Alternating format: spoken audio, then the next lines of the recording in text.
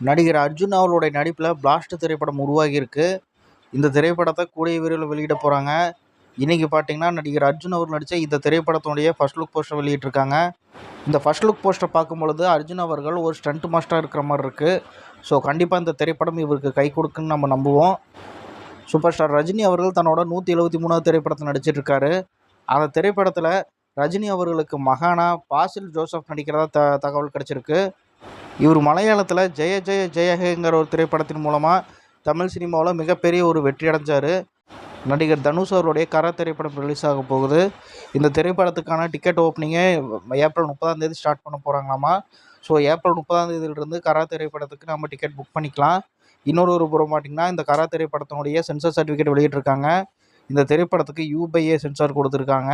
So இந்த ஒரு திரைப்படம் பார்த்திங்கன்னா கண்டிப்பாக ஆக்ஷன் த்ரில்லிங்காக இருக்கும் அப்படின்னு நம்பப்படுது.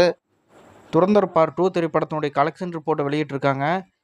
இந்த துரந்தர் 2 திரைப்படம் பார்த்திங்கன்னா 27 நாட்களில் உலகம் முழுக்க சேர்த்து மொத்தமாக 1803 கோடிகளை வசூல் பண்ணியிருக்குதாமா. ஸோ தொடர்ந்து பார்த்திங்கன்னா இந்த திரைப்படம் 2000 கோடிகளை வசூல் பண்ணும் அப்படின்னு சொல்லி எதிர்பார்க்கப்பட்டு வந்துட்டுருக்கு. பொறுத்திருந்து பார்ப்போம் இந்த திரைப்படம் 2000 கோடியை தொடுதா இல்லையா அப்படிங்கிறத.